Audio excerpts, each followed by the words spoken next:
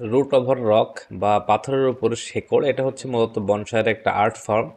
তো অনেকদিন থেকে প্ল্যান ছিল একটা এরকম সেট আপ তৈরি করার, কিন্তু আসলে সঠিক গাছ পাচ্ছিলাম না।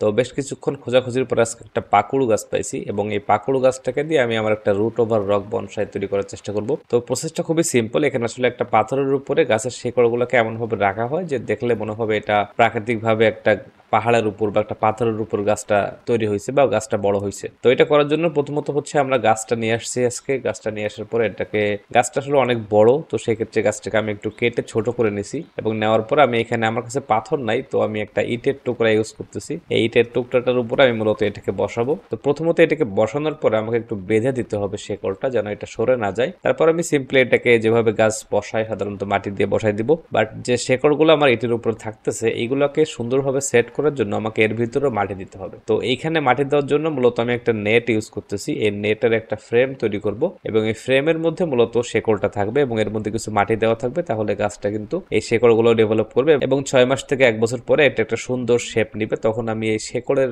যে মাটিগুলো আছে এগুলোকে সরাই দিব, তখন দেখতে মনে হবে যে গাছটা ন্যাচারাল হয়ে পাথরের উপরে হয়তো বা বড় হয়েছে। তো কাজটা কেমন লাগতেছে অবশ্যই সবাই কমেন্ট করে জানাবেন, এবং কারো যদি কোনো সাজেশন থাকে বা কোনো প্রশ্ন থাকে, কোনো কিছু জানতে চান, তাহলে অবশ্যই কমেন্ট করবেন। তো ভালো থাকবেন সবাই, দেখা হচ্ছে পরবর্তী কোনো ভিডিওতে।